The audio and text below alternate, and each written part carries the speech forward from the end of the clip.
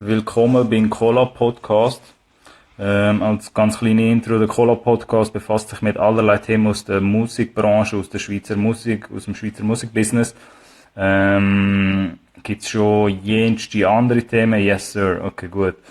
Gibt's schon jenste andere Themen, wo ihr alle auf dem YouTube-Channel unter Cola Podcast findet. Und heute befassen wir uns bei dieser einen Stunde mit dem Thema da unten, wo fixiert ist, Einstieg ins Musikbusiness.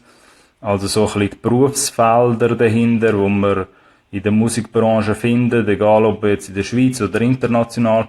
Der Hintergrund, wieso ich so Folgen mal machen wollte, ist, weil ich schon von ein paar gefragt worden bin in der Vergangenheit, so auf dieser Plattform oder sonst auch privat, was ich dann so mache oder wie man in mein Berufsfeld oder ins Berufsfeld von der Musikindustrie überhaupt reinkommt, was es dort überhaupt so für Brücken gibt, wo man kann schlagen und wo man was es so für Quereinstiegsmöglichkeiten vielleicht gibt oder Werdegänge, wo dazu führen, dass man vielleicht irgendwann mal in der Musikbranche würde landen.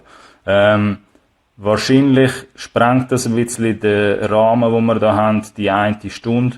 Aber ich werde das Gebiet, so gut es geht, so als erste Introduction ein bisschen highlighten oder erklären, wie es vielleicht zu einem Einstieg kann kommen für die oder diejenigen, die da zuschauen. Der Amir ist auch da. Für die heute zuschauen oder die Folge nachher später werden sehen auf dem YouTube-Channel und es vielleicht einfach mal interessiert, ich bin Privatperson, ich bin nicht Künstler oder Künstlerin, also nicht musikalisch begabt, aber möchte trotzdem irgendwie das Thema Musikbusiness beschäftigt mich und ich will trotzdem irgendwie beruflich in die Karriere da berücksichtigen, aber jetzt nicht eben aus Musikersicht oder Musikerinnensicht, sondern eher dann im Businessumfeld. Und für das ist die heutige Folge eigentlich da, um das den Leuten ein bisschen näher zu bringen, vielleicht der ein oder andere dazu inspirieren, sich da auch mal, Chantal ist auch noch da heute Abend, der ein oder andere zu inspirieren, vielleicht auch mal den Karriereweg, Musikbranche oder Musikbusiness, den Berufsweg einzuschlagen. Genau. Was schauen wir uns so ein bisschen an in dieser Stunde?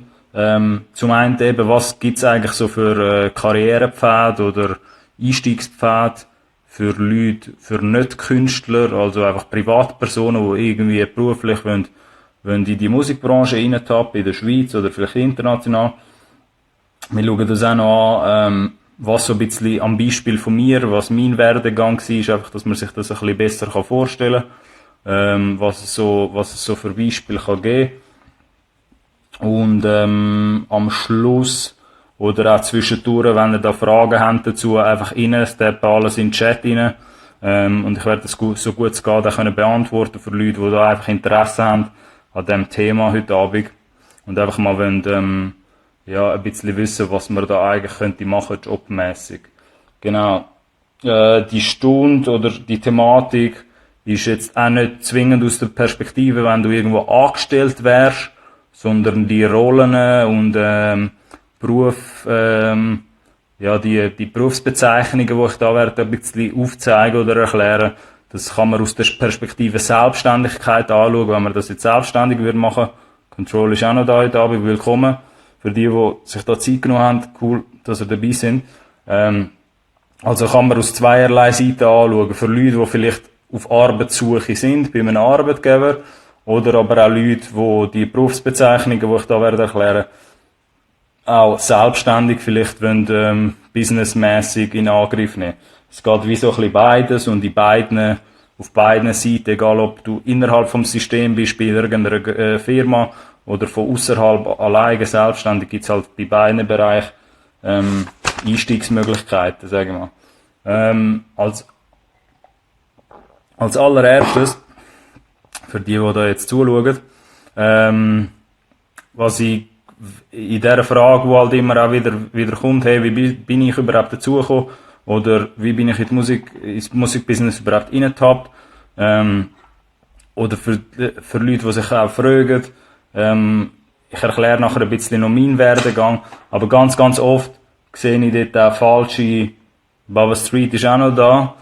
Sehe ich auch ganz viel falsche Missverständnisse oder so Vorstellungen, wo man hätte über die Musikbranche, wenn ich einmal über meinen Beruf rede oder das, was ich vorher gemacht habe bei einem Label und dann Privatpersonen auf mich zukommen, gibt's da ganz viele Misconceptions, also so ein bisschen falsche Vorstellungen, was die Musikindustrie darstellt und was eigentlich ist, so wenn man in der Musikindustrie schafft. Und als allererstes würde ich so ein bisschen die falschen Vorstellungen oder die Misconceptions da so ein bisschen, Baba Street, alles, ich hoffe, ist alles klar, die Missverständnisse würde ich ein bisschen so aufdecken und als allererstes ein bisschen zeigen, was das Musikbusiness nicht ist. Again, für die sich da halt ein bisschen interessieren, wie sie da Fuß fassen können, gehen wir jetzt mehr einfach mal rein, was die Musikindustrie nicht darstellt, beziehungsweise wo es ganz viel Missverständnis gibt. Und zum einen, oder so das ziemlich Größte, was ich ganz oft höre, die Musikindustrie oder die meisten Jobs, die im Musikbusiness zur Verfügung stehen, haben nicht viel damit zu tun, dass du die ganze Zeit Alkohol trinkst und bei Partys bist oder im Backstage mit den Künstlern hängst. Das ist ja relativ obvious, aber es gibt immer noch recht viel, wo halt meinen, die Leute, die einfach in der Musikbranche arbeiten, sind die ganze Zeit einfach im Backstage am Hängen oder mit den Künstlern irgendwie am Hängen und einfach am Nichts machen. Das ist überhaupt nicht. Ich werde nachher vielleicht später auch erklären, was es dann tatsächlich ist. Aber das ist so sicher einer der grossen Misconceptions, wo ich so immer wieder höre. Weil, ich sag's mal so, eben, für die sich da auch ein bisschen interessieren für einen Einstieg in die Musikbranche, wenn man eher auf Party aus ist und so ein bisschen auf Best Friends wird sein mit den Künstlern und so ein bisschen einfach eine gute Zeit wird haben mit den Künstlern und Künstlerinnen, dann würde ich euch eher empfehlen, dass man weiterhin Fan bleibt, einfach ein normaler Fan und nicht wirklich in die Musikbranche so drinnen per se jetzt sich einen Job sucht, weil das hat sehr wenig damit zu tun, dass du da jetzt irgendwie auf Best Friends bist mit diesen Künstlern, mit denen du schaffst, weil das schon auch in 99% der Fall eine Geschäftsbeziehung ist und du nicht halt nach der Show oder während der Show da die ganze Zeit mit diesen Künstlern hängst und irgendwie alle beim Vornamen kennst und beste Freunde bist mit denen. Wird auch ganz oft eben, vor allem bei neuen Leuten, wo ich da gesehen habe, wo irgendwie zu Labelkreisen gekommen sind oder vielleicht einmal bei so Backstage-Events irgendwie dort gewesen sind, wird das ganz oft irgendwie verwechselt, dass man wirklich das Gefühl hat, man hängt dort mit diesen Künstlern und hat nachher einfach eine gute Zeit und kann ein bisschen gratis saufen und so, das ist es überhaupt nicht. Also nicht so, zumindest wie ich die Musikindustrie kenne. Die meisten Jobs in der Musikindustrie oder im Musikbusiness, bei den meisten bedeutet es auch nicht, dass du einfach gratis an Konzerte und Festivals kannst gehen. In den meisten Fällen, wenn du bei einem Festival oder bei einem Konzert bist, im Auftrag von einem Künstler, dann ist das immer in Verbindung, dass du dort irgendetwas zu tun hast. Der Simple ist auch noch da. Willkommen für die da heute live dabei sind. Und für die das nachher verpassen, ich werde es noch irgendwann auf den YouTube-Channel tun. Aber ja, das ist auch so ein bisschen das Missverständnis, wo ich ganz oft mitbekomme, dass so Leute wie mir irgendwie vorgesagt wird oder anderen, wo das nicht so verstehen. Du bist ja die ganze Zeit wahrscheinlich einfach bei Konzert, kannst gratis Konzert schauen und ist sicher hure geil und kannst auch Festivals gratis gehen, musst nichts zahlen und so. Ich bin die Ironie, seit ich in der Musikbranche arbeite, bin ich sehr selten bis gar nicht mehr privat an irgendein Konzert gegangen oder ein Festival. Immer dann, wenn ich an ein Festival gehen musste im Sommer oder an ein Konzert, wenn gerade jemand auf Tour da war, ist es immer mit Arbeit verbunden, sei es jetzt der Promo, wo du dort machen musst oder irgendetwas anderes. Darum ist auch eher jetzt ein Missverständnis für die vielleicht irgendwie das Musikbusiness interessiert und da einen Job suchen. Das ist nicht nur einfach ein bisschen Live-Konzert schauen und ein bisschen gute Zeit haben mit den Freunden, die man dann mitnimmt. Genau. Eine dritte falsche Vorstellung oder ein Missverständnis, das ich auch ganz, ganz oft mitbekomme, dass man das Gefühl hat, alle oder die meisten Musikbusiness-Jobs sind total kreative Jobs und obercool und mega spannend und man macht rein gar nichts, was mit Administration zu tun hat. Simso ist auch noch da. Man macht nichts, was mit Administration zu tun hat und es sind alles obercoole und kreative Jobs, die man da hat in der Musikbranche. Ist auch ein sehr falscher oder wie sagen wir ein Trugschluss eigentlich, weil am Ende vom Tag auch in der Musikbranche wie jeder anderen Branche auch schafft man mit einem Produkt oder mit einem Konsumgut, wo man versucht zu verkaufen an Endkonsument und auch wenn das Kulturgut, sage ich jetzt einmal Musik, ein bisschen spannender ist für die Gesellschaft als viele andere Produkte, ist es trotzdem ein Business am Ende vom Tag und ist auch verbunden mit sehr oft auch Büroarbeit oder administrative Arbeit, wo überhaupt nicht irgendwie einfach nur cool und kreativ, ich bin jetzt da der Grafiker und kann den ganzen Tag nur irgendwie Musik hören und ein bisschen Grafiken machen. So eine Arbeit ist es halt nicht. Es ist auch nicht irgendwie ein 9 to 5, wo du halt genau weißt, wenn du fertig bist mit deiner Arbeit, sondern ihr könnt euch das eher vorstellen, dass die meisten Jobs in der Musikbranche auch sehr auf Büroarbeit und Administration bedacht sind. Einfach mit der kreativen Komponente, dass dein Produkt, das du verkaufst, nicht irgendein langweiliger Schuh ist oder irgendein emotionsloser Käse oder so, sondern dass es Musik ist und Musik halt einen sehr hohen Stellenwert hat bei der Gesellschaft oder kulturell halt einen sehr spannenden Stellenwert und es wegen dem vielleicht die Arbeit, die du hast, ein bisschen spannender macht. Aber es ist nicht so, dass du die ganze Zeit jetzt unterwegs wärst. Es gibt auch vielleicht Jobs, wo du eher unterwegs bist, aber die meisten Jobs aus der Musikbranche, die ich kenne, bist du auch sehr oft einfach hinter einem Arbeitstisch, am Laptop oder am PC und machst halt auch Büroarbeit in dem Sinn oder halt viel Kommunikation oder halt E-Mails und drum und dran. Wir gehen nachher noch ein bisschen weiter darüber ein, was es sonst noch so für Bezeichnungen hat.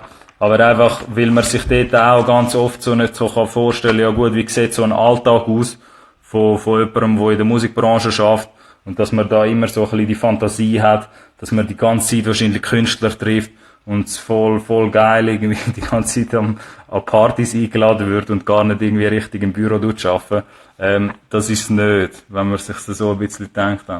Dann weiteres Missverständnis oder etwas, was man auch ganz oft falsch versteht, ist, dass wenn man jetzt wenn man das Interesse hätte, für die halt zuschauen, und nachher gehen wir ein bisschen weiter darauf ein, was es sonst noch für Jobs hat, wenn man jetzt Interesse hätte, bei einer internationalen Firma angestellt zu sein, bedeutet das jetzt nicht, und wie gesagt, egal was ich da jetzt sage, für die da noch geschwind einschalten oder das später sehen, sehr, sehr gern alle eure Fragen oder Input einfach spontan in den Chat rein und dann kann ich auch ein bisschen darauf eingehen. Ich will da nicht die ganze Zeit jetzt von mir selber reden. Aber genau, ein Punkt ist, wenn man halt auch bei einer internationalen Firma jetzt angestellt würde sein, bedeutet das nicht, dass man dann einfach das Projekt, das jeweilige Künstlerprojekt frei, so ein bisschen Freestyle-mäßig im Ausland mitschaffen, sondern dass die meisten internationalen Firmen, Musikfirmen, die irgendetwas mit dem Musikprodukt zu tun haben, haben halt lokale Offices, also lokale Büros, und die Wahrscheinlichkeit ist halt recht gross, dass wenn du jetzt als Beispiel einfach in der Schweiz angestellt bist, bei einem von diesen internationalen Firmen, egal ob jetzt Labels oder Verlage oder irgendetwas anderes, dass deine Aufgabe oder deine Rolle meistens damit zu tun hat, dass du in dem jeweiligen Land die Projekte musst voranbringen und promoten oder vermarkten. Weil vorher noch, wo ich bei einem Label gearbeitet habe, bis 2018, habe ich halt auch ganz oft von Freunden oder Leuten, die sich da nicht so viel darunter vorstellen können, haben sich wieso nicht können ein Bild darüber machen, ja, was bedeutet denn das, wenn man international bei einer Firma schafft, dass es nicht bedeutet, dass du nachher an Projekt oder an Künstler schaffst, irgendwo in irgendein Land, Brasilien, Latin America oder irgendwie US oder UK, sondern ich dann zum Beispiel in dieser Rolle, und auf das gehe ich nachher noch ein bisschen weiter drauf ein, bin halt eingestellt gewesen in meiner Rolle für Schweizer Aktivitäten, und das ist auch in 99% der Fälle so, dass je nachdem, wo du würdest reinkommen in so eine internationale Firma, dass es alles unterteilt ist nach Markt, und es hat einen Grund, wieso es nachher ein lokales Büro gibt, wo du würdest arbeiten. Und weil die lokalen Büros halt dafür aufgestellt worden sind, dass die Künstler und Künstlerinnen eigentlich da in der Schweiz geschaffen werden. Oder halt je nachdem, wo du bist, ob du jetzt in Deutschland vielleicht so einen Job würdest annehmen oder so. Das heisst, man muss für die, was interessiert und wo vielleicht bei einer grösseren Firma sich würden irgendwann bewerben oder mal reinschnuppern, müsst ihr euch vorstellen, das ist alles in Länder unterteilt, und man schafft meistens im lokalen Markt, wo man halt auch angestellt ist im Büro. Egal, ob das jetzt international sind oder nicht. Interessantes Topic. Ziehen wir den Rest später auf YouTube. Schönen Abend noch. Alles klar, Lord Backward. Es wird später sicher auch den ganzen Rip noch geben. Für die, die sich später mal ein bisschen in Ruhe werden reinziehen. Aber genau. Das mit dem international oder lokal muss man ein bisschen verstehen. Genau, wie es mit den Märkten so ein bisschen ist. Dann ein weiteres Missverständnis, wo ich auch ganz oft mitbekomme, oder wo man so ein bisschen falsche Vorstellung davon hat. Das Musikbusiness an sich, oder die meisten Jobs im Musikbusiness sind kein Ego-Spiel, wo du einfach in deinem Kämmerli für dich alleine kannst spielen, sondern das Musikbusiness ist auch unter anderem ein People's Business, sagt man dem so ein bisschen. Das heisst, man hat sehr oft mit Menschen zu tun und ist sehr auf so ein «Spürst mich, fühlst mich» Business ausgelegt. Darum eher nicht davon ausgehen, dass man da jetzt im Alleingang alles kann reissen, ohne dass man mit anderen Leuten gross zu tun hat. Vor allem, weil man halt auch mit Künstlern und Künstlerinnen schafft und Künstler halt von Natur aus auch eher sensible Menschen sind und man da auch ein bisschen ein Feingefühl oder auch ein starkes Bewusstsein für Empathie muss haben und auch Verständnis in vielen von diesen Situationen, weil das ist halt nicht etwas, wo jetzt als Arbeitnehmer oder wenn man jetzt an der Seite von Künstlern würde arbeiten, dass man da gross irgendwie sein eigenes Ego soll mit ins Spiel bringen oder das Gefühl hat, man kann jetzt da eben alles alleine reissen, ohne ein Team oder so. Der OSE 6 ist auch noch da. Das ist nämlich nicht. Also es ist sehr auf People's Business driven, müsst ihr euch vorstellen. Man hat ganz viel mit Menschen zu tun und Emotionen da dahinter. Und alle, die so ein bisschen Interesse haben, sage ich mal, und businesstechnisch einen Einstieg wollen ins Musikbusiness finden, egal mit welchem Beruf, denen rate ich nur, dass man halt wirklich verständnisvoll, und sage jetzt nicht einfach, dass weil es cheesy tönt, sondern einfach mit ganz viel Verständnis und Geduld und auch Empathie an die Sache muss angehen. Und ich sage mal so, wenn man jetzt das Feingefühl, so ein bisschen das emotionale Feingefühl von einem Toastbrot hat oder so, dann ist vielleicht die Musikbranche nichts für einen. So, weil das ist nicht wirklich eine Branche, wo du mega vorankommst, wenn du jetzt eben die emotionalen Gegebenheiten von einem Stück Holz hättest. Es ist sehr auf Empathie aus, sehr auf Gefühl, sehr auf «Spürst mich, fühlst mich». Und man muss halt auch gut mit Menschen umgehen, generell. Ob man jetzt intern in diesem System schafft oder halt einfach mit Künstlern, mit diesen Künstlern und Künstlerinnen zu tun hat. Genau. Dann als letztes Missverständnis oder Misconception, wo ich da ganz auch viel mal gesehen habe. Für die das Gefühl haben, das Business, in dem Musikbusiness, kann man in kurzer Zeit sehr viel Geld machen. Für die ist wahrscheinlich die Branche auch nicht wirklich geeignet, weil einfach generell, es ist halt sehr, oder das sehen wir auch oft da, wenn ich andere Themen ein bisschen diskutiere in dem Cola-Podcast, egal ob man sich jetzt die Schweiz oder international anschaut, ist die Musikindustrie eigentlich ein sehr stabiles und zukunftsträchtige Industrie. Aber wenn man jetzt würde eher ungeduldig oder mit einem ungeduldigen Mindset an die Sache angehen, also jetzt als jemand, der einen Job würde suchen in dieser Branche oder einfach eine Rolle für sich selber und man hat wirklich nicht viel Geduld und hat das Gefühl, man kann schnell viel Resultat, egal eben schnell viel Geld machen oder schnell viel Resultat bekommen, erhaschen, dann ist das sehr wahrscheinlich nicht die richtige Branche für dich. So. Weil da gibt es vielleicht andere Branchen, für die da zuschauen, da gibt es halt andere Branchen, wo eher darauf fokussiert sind, dass man jetzt irgendwie, keine Ahnung, mit so quick rich money Schemes irgendwie gross wird und da mega Erfolg hat. Aber meistens ist das Businessmodell da dahinter, bei ganz vielen Leuten, die da in dieser Branche arbeiten, ist eher auf langfristig ausgelegt und das sind nicht Sachen, die sich von heute auf morgen entscheiden. Auch wenn man vielleicht ab und zu mal so Beispiele sieht von Künstlern und Künstlerinnen, die mega schnell irgendwie gross werden, bedeutet das nicht, dass die Leute dort, die im Hintergrund arbeiten mit diesen Teams, dass die auch die Mindsets haben, dass man halt schnell reinkommen in die Branche und einfach mal schnell viel Geld machen. Das ist nicht. Also wenn man so ein bisschen auch dort das Missverständnis, wo ich ab und zu noch höre, dass man so das Gefühl hat, ja, die meisten, die da dabei sind, die sind ein bisschen auf schnelles Geld aus. Ich habe eher das Gegenteil, habe ich ein bisschen mitbekommen. Bei den meisten Leuten, mit denen ich irgendwie zu tun kann in dieser Musikbranche. Genau.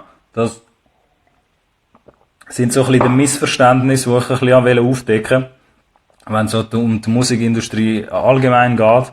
Aber da gibt es sicher auch noch ganz, ganz viele andere Sachen, die da jetzt auch ein bisschen den Rahmen sprengen oder wo ich auch ein bisschen auf den Input von diesen Leuten, die das nachher werden schauen, auch ein bisschen aus bin. Darum fragt auch gerne im Chat irgendetwas oder nachher später auch noch per DMs oder wenn ich das auf den YouTube-Channel haue. Aber ja, da gibt's natürlich auch noch ganz viele andere Sachen, wie man jetzt die Musikbranche könnte falsch verstehen. Aber ich will da jetzt auch nicht ewig auf dem Thema rumharren. Als nächstes, bevor ich in so einen Gesamtüberblick hineingehe, was es alles für Berufsbezeichnungen gibt oder so ein bisschen was es für Rollen gibt, würde ich einfach schnell in dem nächsten Segment vielleicht 5 Minuten, 6 Minuten knackig über mein Werdegang reden oder einfach das Beispiel geben für euch von mir selber. Und das ist halt ein Beispiel von vielen, die es gibt in der Schweizer Musikbranche oder für Leute, die da irgendwie den Einstieg gefunden haben. Und es soll euch einfach ein bisschen ein besseres Bild geben, wie ich vielleicht angefangen habe oder was da für ein möglicher Weg dahinter ist. Ich werde dort aber jetzt auch nicht mega ausholen für die, was interessiert und wollen wissen, was ich da ganz genau die letzten Jahre gemacht habe, könnt ihr auch sehr gerne mich einfach googlen. Irgendwie auf LinkedIn findet ihr mein Profil und dann seht ihr das jetzt alles. In Kurzform könnt ihr euch vorstellen, dass ich vorher ursprünglich das KV gemacht habe. Also ich bin jetzt der 30. Wo ich noch in den Jugendjahren war, habe ich halt nachher die KV-Lehre gemacht.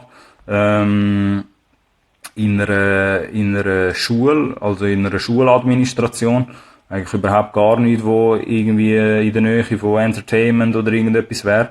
Und nach dem KV habe ich einfach in Sekretariat oder Administration irgendwie geschafft. Ich bin halt relativ immer schon sehr gut gewesen in der Kommunikation damals oder irgendwie, wenn es so um administrative Sachen gegangen ist, bin ich halt auch immer sehr gründlich gewesen mit der Arbeit in den meisten Fällen.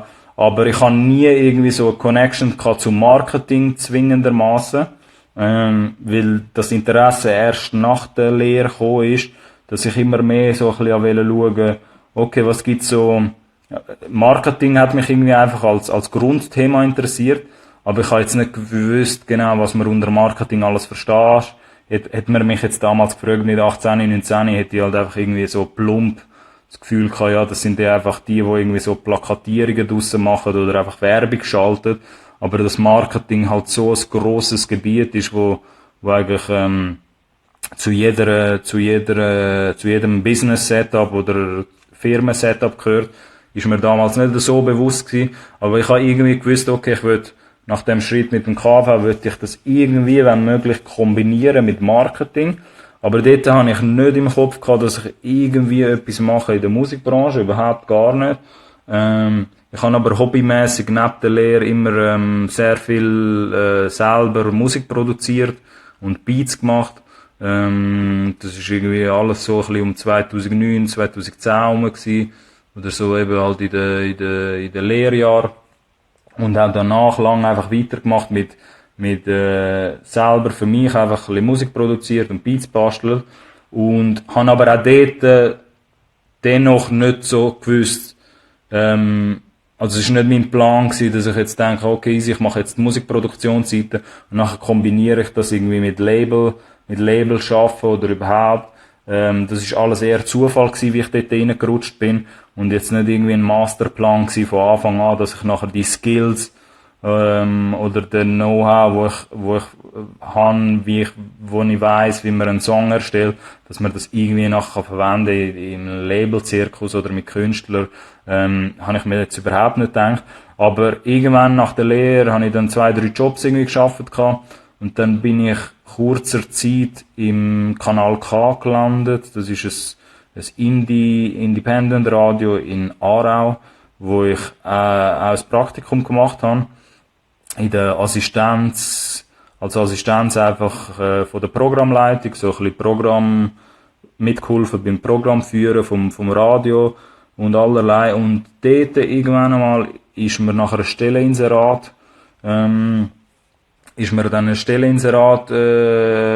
weitergeleitet worden oder von einem sehr guten Kollegen, der mit mir damals das Praktikum zusammen gemacht hat, hat mir ein Stelleninserat weitergeleitet zu einem Praktikum bei der Warner Music, bei einer von den 3 grossen Majors damals. Und das ist ein Praktikum gewesen, das ausgeschrieben ist für Sales und Marketing. Also man hat wie so als Praktikant hat man ein bisschen beide Seiten mitgeholfen. In der Sales-Vertriebsabteilung, und wir kommen später dann noch ein bisschen rein, was das alles bedeutet. In der Sales- und Vertriebsabteilung, aber auch im Marketing. Und ich habe mich dann dort beworben. Eben jetzt nicht mit einem grossen Hintergrund, dass ich vorher halt Marketing studiert habe oder mega der akademische all die Abschlüsse kann, überhaupt nicht, sondern halt wirklich quer eingestiegen. Ich halt gewusst, okay, dem Praktikum wird es wahrscheinlich auch sehr viel administrative, in der IDIM ist auch da, sehr viele administrative Aufgaben haben, aber man muss auch ein bisschen ein Verständnis haben dafür, okay, was passiert überhaupt mit einem Song, nachdem er erstellt worden ist und wie kann man den jetzt verkaufen am Endkonsument. Und weil ich sowieso so ein bisschen die Leidenschaft für mich selber persönlich kann, dass ich auch wissen, okay, marketingmäßig, was passiert dort alles, habe ich gedacht, ich bewerbe mich mal dort, habe nachher das Praktikum bekommen. Das ist ein Praktikum, das 6 Monate gegangen ist, wo ich halt eben, wie gesagt, in beiden Bereichen gearbeitet habe, also im Marketing und in der Promotion habe ich mitgeholfen bei diesen internationalen Projekten, aber auch auf der Verkaufsseite. Also hast du wie so ein bisschen beides mitbekommen, wie Songs und Künstlerprojekte vermarktet werden und promotet werden, aber wie sie auch verkauft werden, schlussendlich mit den Händlern. Und nach dem Praktikum habe ich dann kurzer Zeit später können als Junior Product Manager gerade weitermachen bei der Warner.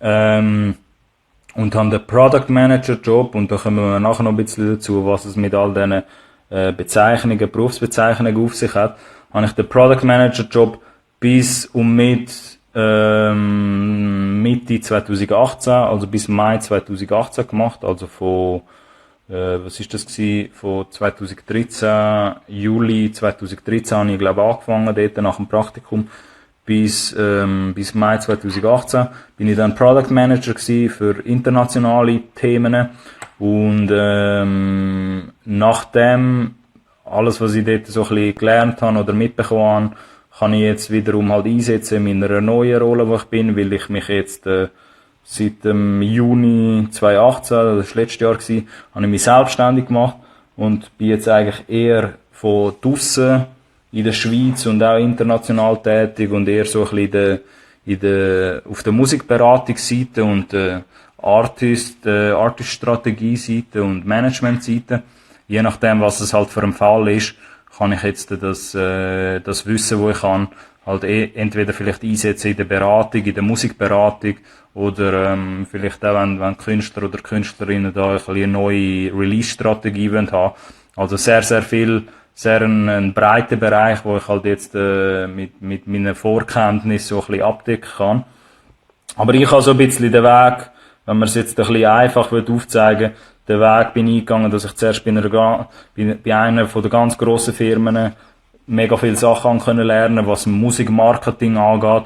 Und so von den besten Profis irgendwie im Gebiet habe ich halt Musikmarketing, modernes Musikmarketing lernen. Habe auch Glück gehabt, dass ich halt auch in dieser Welle mit Streaming irgendwie reingekommen bin.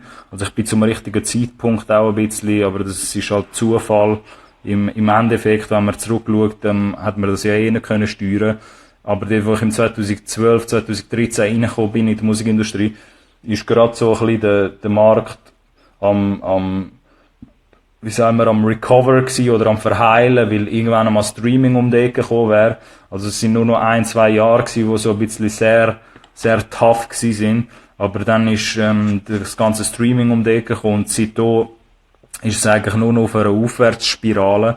Und ich halt den ganzen Boom mit Streaming und alles, was dort dazukommt, habe ich halt wie so im Sturm drinnen, so im Auge vom Sturm, habe ich das alles können mitbekommen und aufsaugen auch. Und das hilft mir natürlich jetzt auch in meiner Arbeit, weil es auch ganz, ganz oft ja natürlich noch so Streaming-Fragen und so Sachen gibt. Da aussen, vor allem in der Schweiz. Aber genau nach der Labelzeit, nach der Product Manager, Label Manager Zeit, habe ich dann irgendwann einmal halt das Gefühl gehabt, okay, ich kann jetzt den Künstler und Künstlerinnen da aussen oder diesen Cases, Leute, die da eine Karriere starten oder eine professionelle Karriere wagen, denen kann ich jetzt auch von aussen helfen und mache das jetzt mehr oder weniger erfolgreich seit 1,5 Jahren fast jetzt dann. Ende Jahr und genau, ist jetzt eher halt auf der Beratungsseite. Das ist jetzt aber ein Beispiel, das ich euch da erkläre von mir selber. Das ist jetzt ein Beispiel von vielen oder eine Story von vielen. Da gibt es natürlich ganz oft auch andere Leute, die vielleicht auch anders irgendwie quer eingestiegen sind. Aber ich finde das eigentlich ein schöner Gedanke, wo ich eigentlich euch in dieser Folge generell mitgeben will, dass ich ganz oft so Geschichten mitbekommen habe, dass Leute irgendwie quer eingestiegen sind aus völlig anderen Gebieten, oder vielleicht aus einem völlig anderen Background, aber irgendwie meistens vielleicht das Interesse gehabt haben, viele von den Leuten, das Interesse für Kommunikation oder Marketing oder vielleicht auch auf der Verkaufsseite eher, und nachher aber vorher etwas anderes gemacht haben. Und für das ist eigentlich die Musikbranche an sich, die Schweizer Musikbranche oder die internationale Musikbranche, sehr willkommen, wenn man halt am Ende des Tages, wie in anderen Branchen auch, wenn man halt hart arbeitet und wirklich auch Interesse, legitimes Interesse hat und nicht nur Güppli trinken an irgendwelchen Partys, sondern auch wirklich da mithelfen und gute, erfolgreiche Cases erschaffen in der Schweiz oder je nachdem, wo man halt würde einen Einstieg finden, ist die Musikbranche eigentlich, so wie ich sie empfunden habe, immer sehr, sehr offen und willkommen gewesen. Eben, je nachdem, ob man halt, wenn man die richtigen Intentionen dahinter hat. Weil es gibt halt auch natürlich ein schwarze Schaf oder Leute, die einfach das Gefühl haben, ja, eben, man kann da, es ist nicht so viel Arbeit, wie es tatsächlich ist, und es ist einfach so ein bisschen Party machen und man kann mit den Künstlern und Künstlerinnen cool sein. Aber das ist eigentlich überhaupt nicht. Aber es soll euch ein bisschen aufzeigen, das ist jetzt ein Weg gewesen mit dem Praktikum. Es gibt aber auch ganz viele Leute, die vielleicht irgendwie ein Studium gemacht haben. Irgendwie ein Kommunikationsstudium habe ich auch ganz oft gesehen. Oder Leute, die Medienkommunikation, Unternehmenskommunikation studiert haben oder irgendwie etwas in diese Fachrichtung gemacht haben und nachher bei einem Label gestartet haben. Oder Leute, die vorher in der Medienwelt irgendwie gsi sind. Oder dann wiederum Leute von aussen, und da gehen wir später noch ein bisschen drauf ein, bei diesen verschiedenen Rollen. Leute von aussen, die vielleicht eher auf der auf der Musikproduktionsseite gsi sind und nachher dort den Einstieg gefunden haben, zum Beispiel in einer Labelwelt oder sich dort selbstständig gemacht haben.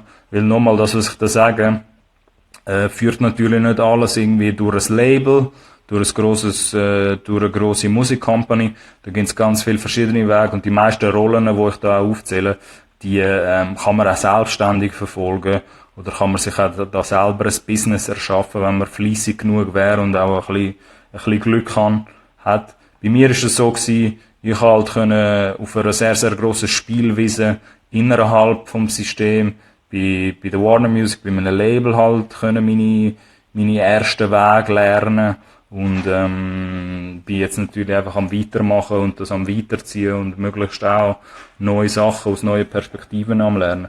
Aber so als pragmatischer Tipp dort zwischendurch, wenn wir jetzt schon drüber reden, okay, easy, was gibt's so für erste Entry Points oder für eine erste Tür, wo man sich vielleicht öffnen kann, haltet, weil wir gehen da jetzt nicht auf Job Descriptions, Jobbeschreibung oder so ein, oder wo man das findet. Ich bin mir sicher, ich könnte im Internet, sind ihr clever genug, um ein bisschen herauszufinden, wo man da Sachen findet, die ausgeschrieben sind.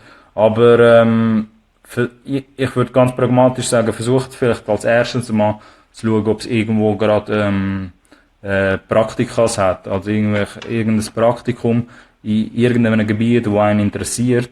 Weil da gibt's auch ein bisschen mehr Gebiete als vielleicht nur Promotion und Marketing, so wie es bei mir der Fall war. Und vielleicht allenfalls das Praktikum, weil das Praktikum hat halt immer den schönen Nebeneffekt, dass man halt sehr viel Praxiserfahrung gerade sofort mitbekommt und nicht nur Theorie. Genau. Und dann für die letzten, sage ich jetzt mal, 20 Minuten ich möchte ja da einfach ein bisschen mehr Inspiration noch mitgeben, um euch ein besseres Bild, oder für die das jetzt später werden anschauen, um euch ein besseres Bild zu geben, was es überhaupt so für mögliche Rollen gibt. In dieser Musikbranche würde ich euch so ein bisschen die verschiedenen Aufgabenstellungen zeigen. Oder kann man das auch ein bisschen dazu ist auch da, kann man das ein bisschen unterteilen in verschiedene Felder oder Teilindustrien. Weil für viele ist das vielleicht so ein bisschen kryptisch zu verstehen, wo kann man jetzt als erstes schauen oder was gibt's da überhaupt so für Rollen. Das sind jetzt nicht alle, das ist nicht eine vollständige Liste, aber das sind so die meisten Sachen, wo ich da jetzt kurz durchgehen und einfach, dass ihr euch das ein bisschen besser vorstellen könnt von oben. Also ich hoffe, ist alles klar an diesem Abend. Dass ihr euch das ein bisschen besser vorstellen könnt, dass es halt verschiedene Teilindustrien gibt, kann man da immer davon ausgehen, auf der einen Seite gibt's halt alles, was mit Recorded Music zu tun hat, mit dem Master. Da gehen wir noch später ein bisschen drauf ein. Dann alles, was mit dem Verlag, Musikpublishing zu tun hat. Und alles, was mit der Produktion und mit dem Studioumfeld zu tun hat. Das sind so die drei grossen Felder, nach denen ich es jetzt unterteilt habe. Und nachher gibt's noch ein paar ergänzende Gebiete. Aber dann versteht ihr vielleicht auch ein bisschen besser, was es da überhaupt so für Teilgebiete gibt. Und viele von diesen Bezeichnungen, die ich da jetzt im Kurzgang durchgehen, habe ich auch schon andere Folgen dazu gemacht, die ihr auch findet auf dem YouTube-Channel, wo so ein bisschen ins Detail reingehen. Aber auf der Master-Seite, auf der Recorded Music-Seite, also alles, was mit der aufgezeichneten Musik, mit der bereits bestehenden Musik zu tun hat, da reden wir jetzt eher von der Perspektive, wenn das Produkt, also der Song oder das Projekt schon steht oder schon entstanden ist. Und die Bezeichnung, die ich da jetzt durchgehe, oder die Rollen, die gibt's halt auf der Seite independent, also unabhängig, selbstständig könnte man das machen, wenn man Interesse hätte. Oder wenn man das durch eine Musikfirma kennenlernen will, gibt's viele von diesen Rollen, die ich jetzt aufzeige, gibt's halt auch bei grossen Musikfirmen oder bei kleineren Musikfirmen zum Arbeiten. Also alles aus der Perspektive, was jetzt mit dem Song zu tun hat, wenn er bereits entstanden ist. Also wenn du schon den fertigen Song oder das fertige Projekt hast von dem Künstler, wo jetzt der ready wäre zum Verkaufen oder Vermarkten. Da gibt's halt ganz viel Stellen, die mit dem irgendetwas zu tun haben. Aber so das Einfachste wäre die ganze Projektkoordination. Also wenn ihr dort eben viele, die ich euch da jetzt durchgebe, wenn das interessant für euch klingt, dann würde ich euch einfach vorschlagen, googelt mal die Bezeichnungen im Kontext, in Verbindung mit den Musikfirmen oder Ding, und dann werdet ihr dort ganz viele Beschreibungen dazu finden. Aber wenn man jetzt davon ausgeht, okay, welche Leute arbeiten eigentlich an Songs, so sind das Leute, die mit der Projektkoordination an sich zu tun haben. Das sind entweder zum Beispiel Product Manager oder Brand Manager. Das, was ich vorher, wie ich es erklärt habe, gemacht habe, ist auch eine Product Manager Stelle gewesen, wo ich halt die ganze Projektkoordination gemacht habe, fürs Projekt, in dem Sinne der Künstler oder Künstlerin und die Releases, die rausgekommen sind. Dann könnte man die Vermarktung und Promotion machen. Meistens ist das der Marketing Manager oder der Promotion Manager.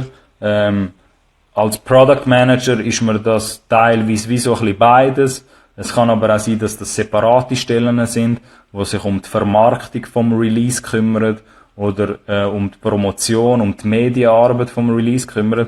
Und zu der Promotion habe ich ja natürlich auch noch eine vollständige Episode, die ihr auch euch gerne anschauen könnt. Dann gibt es eine Abteilung oder eine Rolle, die mit dem Verkauf und mit dem Vertrieb zu tun hat. Das ist meistens der Key Account Sales Manager, nennt man den. Und das sind die Leute, die die Musik schlussendlich verkaufen, verticken und mit den Händlern schauen. Und eben nochmal, die Rollen gibt's halt natürlich, zum Beispiel Label-Positionen, aber die gibt's halt auch draussen unabhängig, wenn man das jetzt independent-mäßig machen. Es geht wie so ein bisschen beides. Dann, nebst dem Verkauf und Vertrieb, gibt's Brandplatzierungen und Lizenzierungen generell, also wieder aus der Perspektive, wenn die Songs schon da sind. Und das sind meistens Brand Partnership Manager oder Licensing Manager, nennt man die. Das sind Leute, die, wenn sie den Song dann haben, irgendwie mit Brands zu tun haben und das platzieren wollen bei Brands und dort irgendwie ein neues Business machen wollen. Oder Leute, die irgendwie mit Film oder anderen Businesspartnern zu tun haben und die Song wollen lizenzieren in Werbungen. Also das sind dann meistens Licensing Manager. Und dann gibt's Leute, wenn vielleicht andere, die da jetzt dazu schauen, irgendwann mal, wo das interessiert, wo eher ins Rechtswesen rein gehen, Legal und Lizenzgeschäft. Die nennt man dann Legal Business Affairs Leute, sind das dann.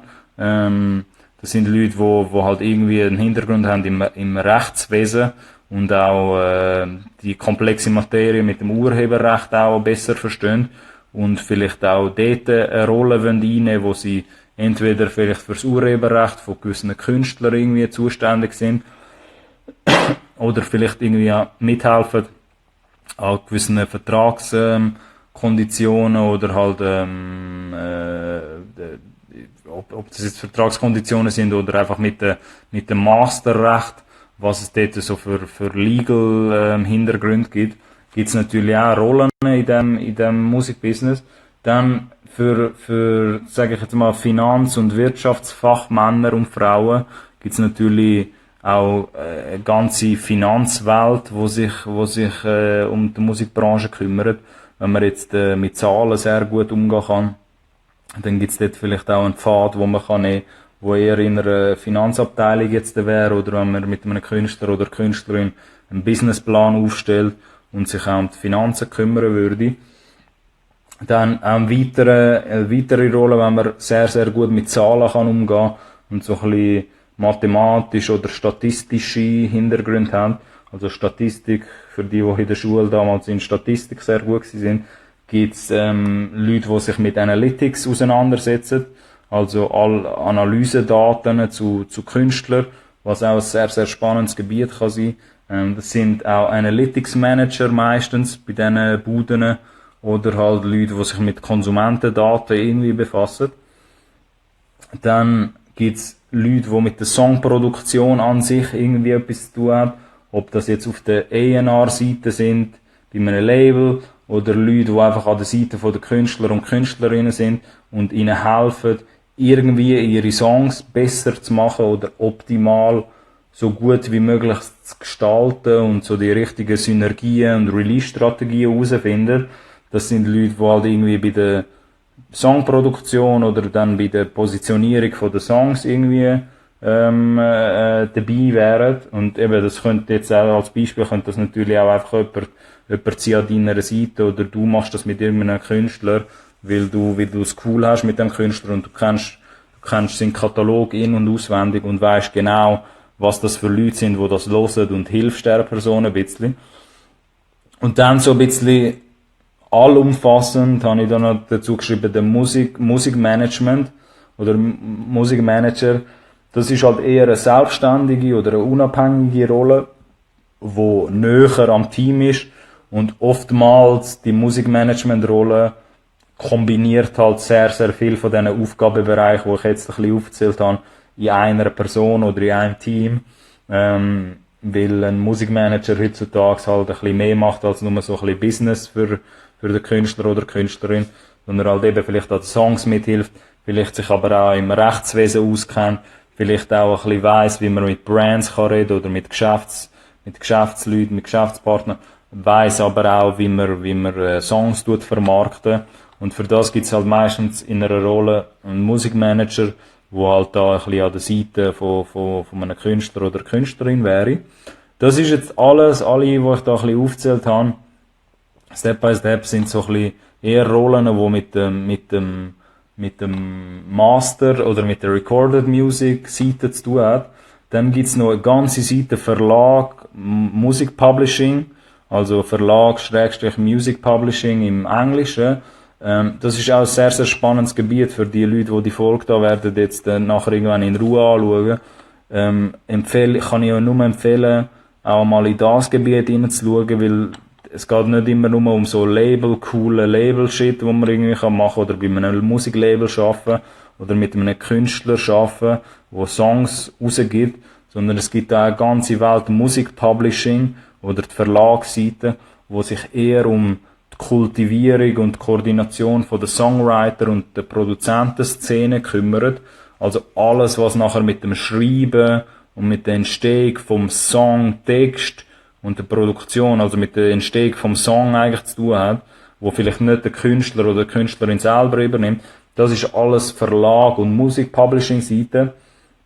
Kobi und der Tim sind auch noch da für die letzten 12 Minuten. Von dem her, das Gebiet Verlag und Musikpublishing ist auch ein ganz, ganz grosses Gebiet, wo in der Schweiz auch immer relevanter wird. Also historisch gesehen ist das natürlich schon sehr lang da, aber es soll einfach ein bisschen ein zweiter Punkt sein für die sich interessieren. Ja gut, ich will vielleicht den Einstieg haben in die Musikbranche, aber ich fühle es vielleicht nicht zwingend, dass ich bei einem Label würde irgendwie mitmachen, bei einem Musiklabel, oder ich fühle jetzt auch nicht wirklich, dass ich mit Künstlern zu tun habe. Vielleicht hat man eher einen hohen guten Draht zu Songwriter, also zu Texter und Produzenten, und wird mit denen vielleicht etwas machen, und dann ist man halt eher auf der Musik-Publishing-Seite, und das ist halt auch eine Spielwiese, wo unendlich groß ist, wo man auch unendlich groß kann spinnen. Das sind auch meistens die Leute, die mit Lizenz oder Sampling-Recht zu tun haben, also auch teilweise eher im administrativen Bereich, oder Leute, die sich im Verlag oder Musikpublishing eher in dieser Seite sind, haben dann meistens irgendwie generell einfach Interesse, wie ein Song an sich entsteht, also wie ein Song platziert wird bei einem Künstler oder Künstlerin, wie er überhaupt dort ankommt. Und in dieser Industrie ist auch sehr, sehr viel im Umbruch, weil die Bedeutung vom Songwriter und vom Musikschaffenden hinter dem Song ist immer schon sehr, sehr wichtig gewesen in der Musikbranche. Und wie gesagt, unterschätzt das nicht. Für die das jetzt noch nie gehört haben und nicht so recht wissen, was der Unterschied ist zwischen dem Masterrecht und dem Musikpublishing und Verlagsrecht, geht mal dort, und da habe ich auch noch 2, 3 andere Episoden auf dem YouTube-Channel unter Cola Podcast. Geht mal euch dort den Unterschied reinziehen und unterschätzt dort nicht, dass es auch auf der Verlagsseite, bei den grossen Verlagshäusern oder bei den Independent Verlagshäusern ganz, ganz viele Jobs gibt und ganz, ganz viele spannende Gebiete. Oder Independent-mäßig, weil um das soll es ja ein bisschen beides gehen bei diesem Podcast damals. Unabhängig, wenn man jetzt ein neues Business starten, haltet dich natürlich auch nicht davon ab, irgendwelche Songwriter zu holen, mit denen du es gut hast, und mit denen vielleicht einfach Songwriting-Camps zu machen, wo du kannst koordinieren, und dann machst du eigentlich nichts anderes, als die Rolle einnehmen von einem Verlag, wo halt vielleicht die Songproduktionen koordinieren mit den begabten Autoren oder mit den Produzenten. Und wenn nachher ein neuer Song entsteht, dann bist du vielleicht in dieser neuen Rolle, wo du dir jetzt da erschaffen hast, bist auch dafür zuständig, dass der Song irgendwie platzieren tust bei einem Künstler oder bei einer Künstlerin, also bei einem Interpret, und nachher so dein Geld machst. Also dort gibt's halt auch auf der Publishing-Seite, Musik-Publishing-Seite, für die das noch googlen wollen, gibt's auch ganz viele spannende Stellen. In der Schweiz, in Deutschland, in Österreich, je nachdem in den umliegenden Ländern, wo man sich da jetzt anschaut.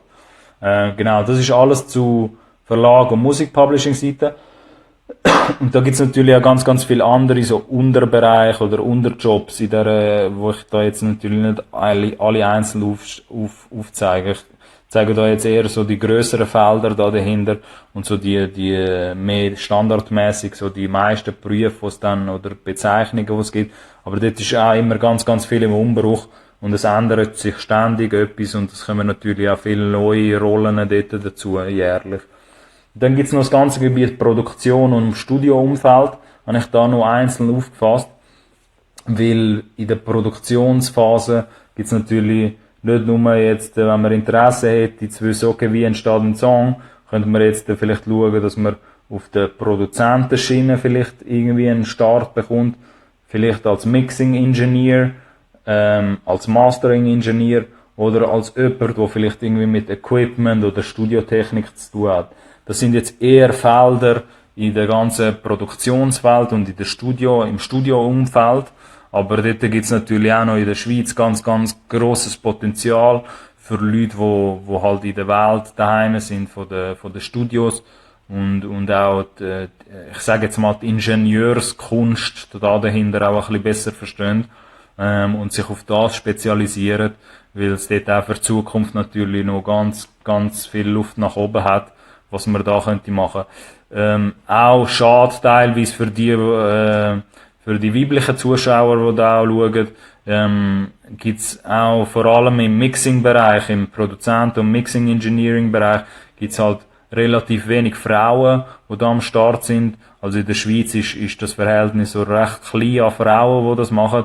Darum finde ich das auch immer cool, wenn ich so Stories mitbekomme von Frauen, die eher auf der technischen Produktionsseite oder auf der Engineers- und Mastering-Seite sind, weil natürlich gibt's da kein Vorbehalt oder so. Frauen können das natürlich genauso gut, technische Ingenieurs-Hintergründe dahinter, wie jetzt Männer auch.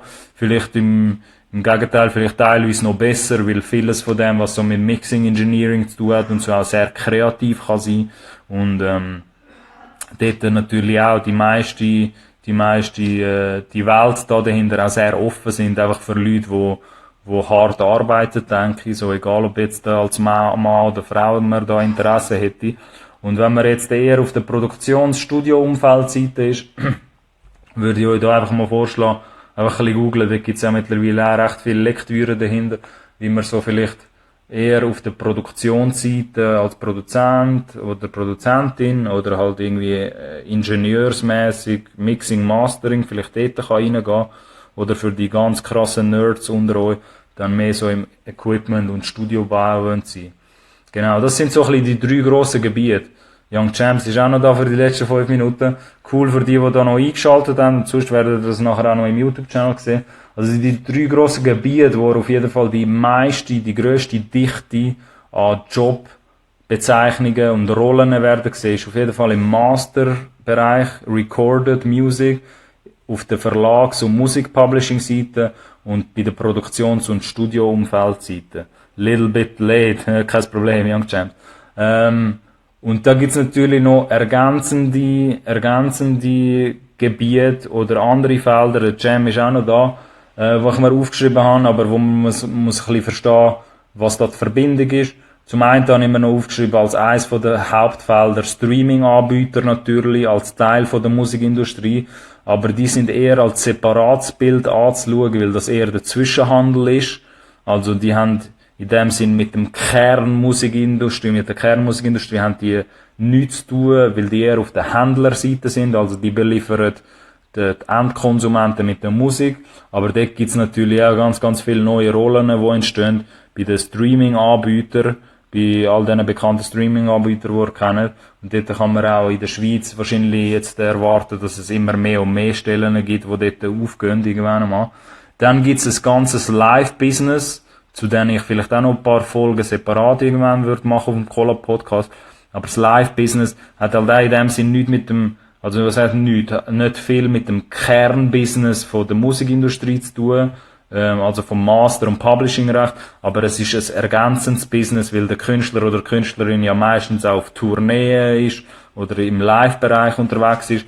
Darum gibt's dort auch noch ein ganzes Live-Business, wo ich da jetzt nicht irgendwie mega gross drauf eingegangen bin, aber da gibt's auch ganz, ganz viele Jobs und selbstständige Arbeit, wo man sich machen kann, wenn man jetzt eher Interesse hätte, vielleicht auf der Promoter- oder auf der Veranstalterseite zu sein. Schaut euch dort vielleicht einfach mal die Folge an mit dem, wie jetzt dann auch in ein paar Tagen auf den YouTube-Channel kommt, wo ich so ein bisschen die verschiedenen Rollen auseinandergenommen habe, von Veranstalter, Live-Promoter und so. Und dann gibt's noch das Feld Tech, also alles, was mit technologischen Buden zu tun hat, ist auch ein Gebiet, das immer grösser und grösser wird. Dorian Music ist auch noch da. Vielleicht für die da jetzt erst gerade eingeschaltet haben, bleiben noch ein bisschen dran. Vielleicht mache ich nachher noch schnell eine halbstündige Sprechstunde, weil in 3 Minuten werde ich da gekappt von Instagram. Aber ich würde da noch vielleicht ein bisschen auf Fragen eingehen, für die da noch bleiben und zu dem Thema da unten noch ein bisschen Fragen haben, wie man in die Musikbranche reinkommt. Kann ich gerne da noch ein bisschen, ich komme nachher sonst nochmal live am besten. Aber es gibt einen ganzen Tech-Bereich, wo da jetzt auch immer mehr und mehr kommt, für Leute, die vielleicht eher Interesse haben, bei so Startups oder so irgendwelche Lösungen zu finden, wo auch irgendetwas mit der Musikbranche zu tun hat, gibt's da in diesen Tech-Buden vielleicht auch ganz, ganz viel Potenzial. Aber die 3 Felder, Streaming-Anbieter, Live-Business und alles, was mit Tech zu tun hat, sind halt eher ergänzende oder ein Teil von der Industrie, wo halt auch mit der Musikbranche etwas zu tun hat, aber wo eher separat von der Musikbranche sind oder unabhängige Stellen. Von dem her, das ist so ein kleiner Überblick gewesen, was es so, und eben über das Thema könnte man noch ewig diskutieren, was man so für einen Einstieg hätte in die Musikbranche, was es da so für Berufe gibt. Ich kann da nur sagen, abschliessend, dass es sehr eine coole Branche ist und eine sehr willkommene und einladende Branche für Leute, die da vielleicht eher mit kreativeren, aber auch mit Musik wollen zu tun haben und das vielleicht auch leidenschaftlich wollen verfolgen und Geld machen wollen damit, so. Wie gesagt, bleiben nachher noch schnell dran, ich komme nachher sicher nochmal live und dann können wir ein bisschen auf Fragen eingehen, wo ich da vielleicht verpasse, wie der Young Champs. Ich will mal mein eigenes Ding aufbauen, heisst, ein kleines Label mitsamt Studio, und Recording-Dienst anbieten. Young Champs, wenn du nachher noch schnell da bist, dann komme ich nochmal schnell live und dann können wir nochmal darüber reden.